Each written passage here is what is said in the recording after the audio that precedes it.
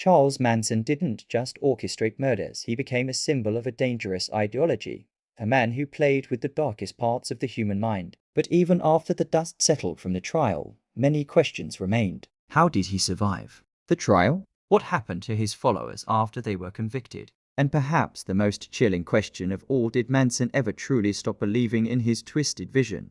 Or was the helter-skelter just the beginning of his manipulative reign? In this video, we'll uncover the aftermath of the Manson family murders, the long-lasting effects on those involved, the media frenzy, and the disturbing legacy of Charles Manson. Buckle up, because what comes next is even darker than what we've explored so far. After Charles Manson and his followers were convicted, many believed that justice had been served, but the case didn't end with their sentences. The public was captivated by what would happen next. What became of the Manson family after the trial? Manson, sentenced to death in 1971, was eventually spared the death penalty when California abolished the death sentence in 1972. His sentence was commuted to life imprisonment, where he would remain until his death in 2017. Manson spent over 40 years behind bars, becoming a figure of fascination for the media and psychologists alike. His bizarre behavior in prison, including multiple stints in solitary confinement, only fueled his reputation as a master manipulator and sociopath. But what about his followers? Were they truly brainwashed, or did they share in Manson's warped ideology? Some of Manson's followers, like Susan Atkins, Patricia Krenwinkel, and Leslie Van Houten, would spend decades behind bars, each serving sentences for their roles in the murders. Others, like Tex Watson, became infamous in their own right, continuing to claim that Manson was a father figure who had manipulated them into murder. Despite their involvement in the killings, many of them showed little remorse, claiming they were simply following orders. As years passed, some members of the Manson family began to express regret for their actions, though their remorse was often seen as self-serving. Van Houten, for example, went on to seek parole, claiming she had changed and no longer believed in Manson's ideology. Yet, the question remained, could anyone truly escape the psychological grip Manson had on them? Even after their convictions, Manson's followers continued to cling to the warped belief system he had implanted in their minds. The media frenzy around the trial had cemented Manson as a cultural figure, a symbol of the dangers of blind devotion. But for his followers, the story wasn't over. The aftermath was filled with attempts at redemption. But the question was, could they ever truly escape their past? Though Manson was imprisoned, his influence did not immediately fade away. Throughout his time in prison, he maintained his cult-like grip on certain members of the Manson family, and his voice continued to echo through the media. In the years following his conviction, Manson became an infamous figure, idolized by a small group of followers who saw him as a misunderstood prophet, and his name became synonymous with insanity and violence. His followers continued to try to understand and justify their actions, clinging to his vision of helter-skelter as a way to absolve themselves from responsibility for the murders. Manson's continued media presence, including multiple interviews and articles about his life and beliefs, kept him in the public eye. He became, in a sense, a kind of dark celebrity, admired by some, feared by others. His interviews often displayed his bizarre and unpredictable behavior, further cementing his reputation as a man who is dangerous not only because of his actions, but because of his ability to captivate and control. Even in his later years, Manson maintained the same erratic behavior that had made him infamous. In 2017, Charles Manson died after complications from cancer. But even in death, the Manson family continues to be a chilling reminder of the power of a leader over his followers. The Manson family murders didn't just shock the world, they dominated the media for years. The trial was a spectacle, with reporters and onlookers fascinated by Manson's every move. The media frenzy surrounding the murders fueled the public's obsession with Manson, his followers, and the shocking details of the killings. The public's fascination with Manson reached a fever pitch during the trial, and the media portrayed him as both a dangerous criminal and a twisted genius. His charisma, combined with the bizarre nature of the murders, made him a compelling figure for journalists and TV producers. Manson was seen as the embodiment of a generation's worst fears, the product of a broken society, a disturbed mind, and a radical ideology. The intense media coverage led to the creation of a Manson mythos. The Manson family became a symbol of cults and blind loyalty, and Manson himself became a poster child for the dangers of charismatic leadership. Manson and his followers represented a terrifying possibility, the idea that a man with enough charm and charisma could manipulate people into committing unspeakable acts. As time went on, the Manson family murders became a staple of popular culture. Books, documentaries, and movies were made about Manson and his followers. But despite the endless fascination, the underlying tragedy remained. The murders had not just shattered the lives of the victims, but had left deep scars on Manson's followers, people who, in the eyes of many, had been reduced to nothing more than brainwashed tools of a madman. Charles Manson's legacy, while marred by the bloodshed he orchestrated, also sparked an ongoing conversation about the psychology of cults, manipulation, and the dangers of unchecked influence. Manson's ability to control his followers for so long raised disturbing questions about how far a person could go in manipulating others. What made Manson so effective at wielding control? Was it his charisma, his ability to exploit the vulnerabilities of his followers, or was it his careful manipulation of fear and isolation? The legacy of Manson's manipulative techniques continues to be studied by psychologists and sociologists alike, who seek to understand the mechanics of cult behavior. Manson's story is more than just a tale of murder. It's a chilling reminder of the power of belief, the fragility of the human mind, and the dangers of individuals who seek to control others for their own gain. His story is not just a relic of the past, but a warning for the future, a reminder that there are always people out there willing to exploit the vulnerable, willing to promise them the world, and then lead them down a path of destruction, even years after his death. Manson's influence lingers. The story of the Manson family murders continues to capture the public's imagination, both because of its shocking nature and because of the questions it raises about human nature, manipulation, and the dangers of cults. The murders may have ended, but the damage Charles Manson left behind was far from over. While the world believed Manson and his followers had been vanquished, the true implications of their actions reached far deeper. The Manson family didn't just change the lives of their victims, they altered the course of history and became a terrifying symbol of what unchecked charisma and manipulation can do to vulnerable minds.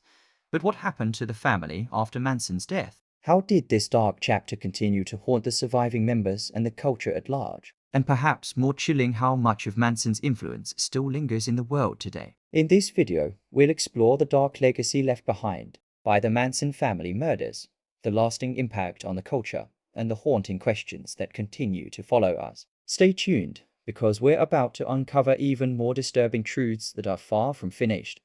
Charles Manson's name became synonymous with evil. However, what he created, the Manson family, was far from finished. Even after his death, the Manson family murders didn't just live on in the infamy of Manson himself. They reverberated through every surviving member and every aspect of American culture. Even after his conviction, Manson's grip on his followers continued to shape their lives. In 2017, Charles Manson passed away, but the public's obsession with his story continued. Manson's death didn't mark the end of his influence. In fact, the shockwaves from his cult-like manipulation still reverberated through the remaining members of the family, as well as the larger societal fascination with cult behavior. Even in death, Manson's hold over his former followers persisted. While many expressed regret over their actions in prison, others seemed to still cling to his twisted belief system. As much as they tried to distance themselves from their former leader, the bond that Manson created among them was not so easily broken. His followers' lives after conviction, much like his own, were filled with twists and turns, each one exploring the tragic consequences of blind loyalty to a leader. Some, like Leslie Van Houten, sought parole, expressing remorse and a desire to leave the past behind. Others, like Tex Watson, continued to maintain that they were under Manson's influence and did not want to accept full responsibility for the murders. In the case of Watson, he eventually became a born-again Christian, but even his transformation couldn't escape the shadows of Manson's grip. This complex mix of redemption, guilt, and denial would follow many of Manson's followers for the rest of their lives, even as they became eligible for parole or continued to serve time. The Manson family murders didn't just become a historical footnote in American crime history. They became the catalyst for a deeper societal understanding of cults and the psychological manipulation that can lead people to commit horrific acts. The case left an indelible mark on the public psyche, sparking a cultural obsession with the idea of cults, manipulation, and charismatic leaders as the media consumed every aspect of the trial and investigation. America began to reevaluate its understanding of cults and mind control. Manson's ability to lure in followers, especially young women, from all walks of life raised questions about how these individuals could be so easily manipulated.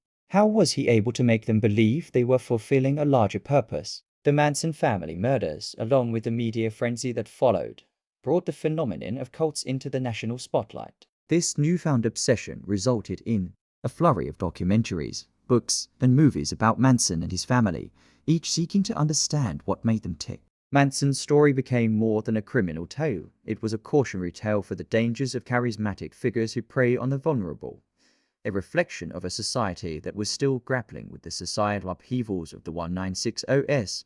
But Manson's story is more than just one isolated case. It's part of a wider cultural phenomenon. The fear of cults became pervasive throughout the 1970s and 1982 as other high-profile cults emerged, including Jim Jones and the People's Temple, and David Koresh with the Branch Davidians. The Manson family murders were the spark that ignited America's cultural reckoning with the psychology of manipulation, and the country was never quite the same afterward.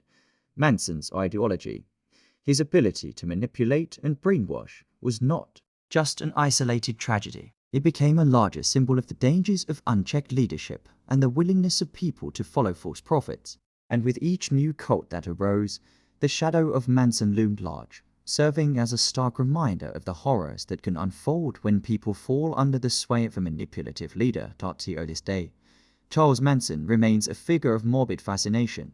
Despite his death in 2017, documentaries, films, and books continue to flood the market, exploring his life, his followers, and his twisted philosophy. So why are we still so obsessed with him? Perhaps it's because Manson represented something deep-seated in our collective fear, the idea that a single individual could wield such power over others, making them commit atrocities in his name. Manson didn't just manipulate. He created a world where his followers could escape the rules of normal society and believe that murder was the answer to their problems. This chilling narrative speaks to our deepest fears of losing control, of becoming susceptible to dangerous ideologies. Moreover, Manson's case brings forward uncomfortable questions that society still hasn't fully grappled with.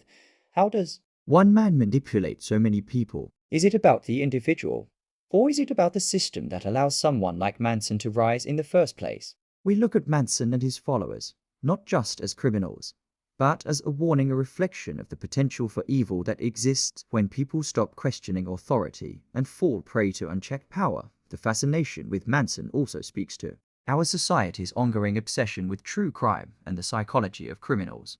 There is something inherently terrifying and captivating about understanding how people are manipulated into committing such unspeakable acts. It challenges our assumptions about good and evil, about responsibility, and about the role of individuals within larger societal frameworks. It's this morbid curiosity that fuels the constant stream of media about Manson, each new story offering a glimpse into the mind of a man who seemed both monstrous and inexplicably human. Though Manson is gone, his legacy lives on through the stories of other cults that have surfaced in the years since. From the Heaven's Gate mass suicide to the rise of extremist groups that espouse similar messages of division and chaos, the influence of Manson's philosophy is far from over. Manson's belief in helter-skelter, his belief that a race war would bring about the destruction of the world, has continued to resonate with fringe groups and extremists. And while Manson may have been a relic of the 1960s, his teachings and the twisted manipulation that fueled his cult have influenced generations of people, some of whom still espouse Manson's bizarre ideology to this day. What Manson started, others have tried to continue, each of them capitalizing on similar fears, uncertainties, and vulnerabilities. The danger of these cults is not just in the violence they perpetrate, but in the ideologies they spread. Manson's influence can still be felt in the world today in the form of extremist rhetoric, division, and a growing distrust of society's institutions.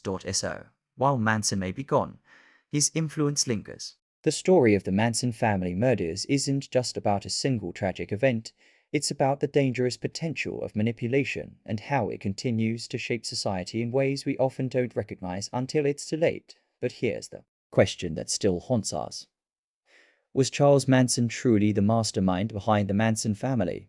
Or was he just a reflection of something much darker, a sign of the societal rot that allowed his influence to flourish in the first place? What part of Manson's twisted ideology still lingers in modern-day society? And more importantly, what lessons have we learned?